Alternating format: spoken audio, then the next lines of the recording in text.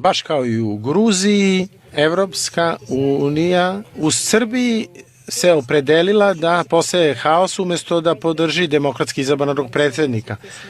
U Srbiji je talas protesta koji se više ne mogu nazvati mirnim, jer to utiče na čitavo stanovništvo koje je talac ilegalnih postupaka jedne manjine.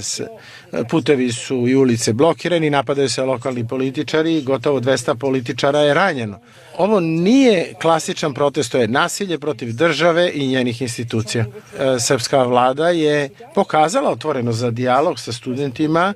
Predsednik Vučić je pozvao i na savjetodavni referendum i da se glasa o poverenju o njegovom mandatu i pozvao na izbore. Međutim, na svakom ćošku studenti su odbili te predloge. Ono što se nalazi iza tih pokreta su radikalne politizovane nevladine organizacije koje se ne zalažu za mirne reforme, već žele da destabilizuju Srbiju i od toga prave geopolitičku igru. Predsednik Vučić je dobio više od 60% glasova na izborima, ima jasnu većinu, ima legitimitet.